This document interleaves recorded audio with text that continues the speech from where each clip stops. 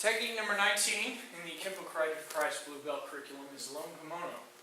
Lone kimono, if we go all the way back to our first technique in yellow belt, delayed sword, we had a right direct grab to the lapel.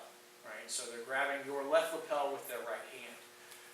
So one might ask the question at that point, well, what if they grab the other side? What if they grab with their left hand instead of the right hand? What do?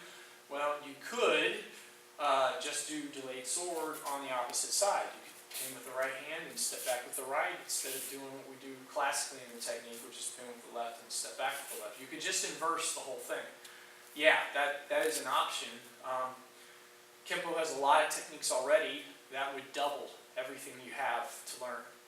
A lot of these techniques, because they show up in the forms, they give you your right and left sides anyway. You kind of train them in the process of doing them because in order for the form to have balance, as it introduces a technique into the form, it will do both sides for you.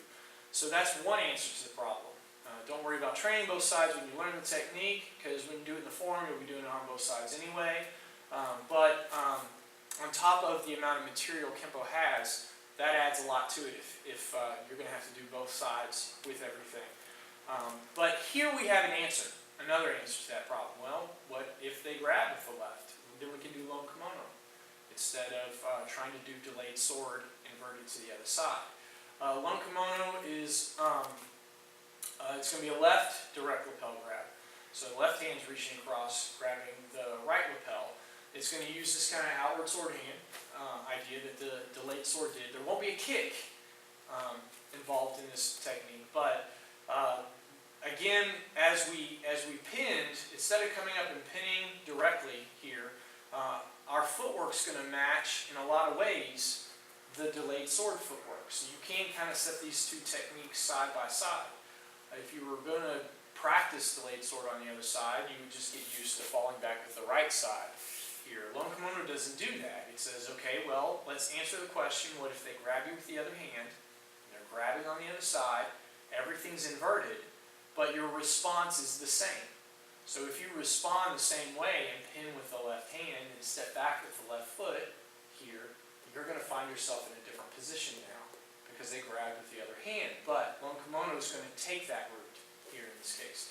So we're pinning with the left hand, which instead of coming straight up is going to be a cross pin.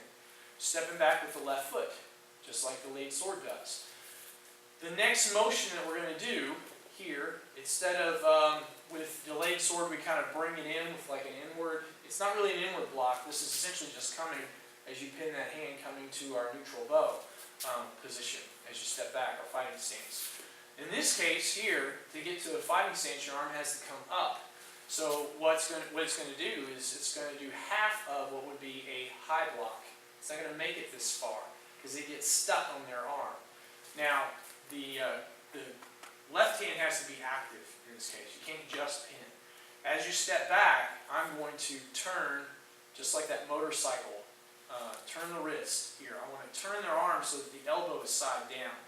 Roll their hand in such a way that you're pushing against the wrist in such a way to roll it so the palm is up and the elbow is down. And that way when I come up with this high block, I catch right at the elbow and cause this hyperextension to the elbow. And that's what I want to happen. So they grab a hold, you pin, step back, boom, and I come up with this high block as I'm turning the wrist, and I hyperextend, catching them right on the elbow, that way, kind of bringing them up on their toes. Now from here, I'm going to circle around, and this one's a lot like the way it's going to follow up. You know, I said we had that outward hand sword, but to get to it's going to be a lot more like, I haven't seen Raking Mace yet, but it's similar to Mace of Aggression as well. So I'm going to come up and then over and over the top, and I'm going to smother down into that elbow. So you hyperextend it one way, then come over the top and bend it down the other way there. So we go up from the bottom, then down from the top, and that of course will bend their arm, and as soon as you hit that arm and you're bringing them forward, it'll collapse them forward. We're going to knock them away with an outward sword hand to the throat. And then from there, full cover out. So that is lone kimono. Kimono from the Japanese jackets that they would wear Similar to our karate jackets, the way they crisscross as you wrap them, that's the kimono there, the way that crisscrosses that way. So they're grabbing with one hand.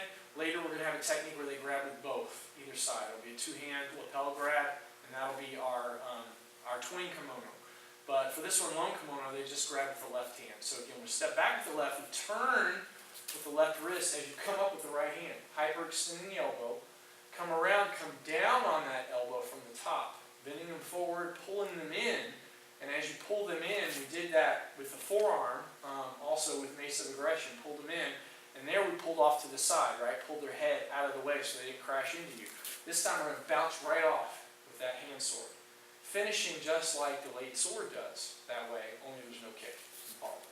So again, pin, turn the wrist, come up, hyperextend, come over the top, bend the elbow, hand sword to the throat, full cover out. 6 o'clock. It's a pretty quick technique, not a lot of moves. One more time, lone kimono.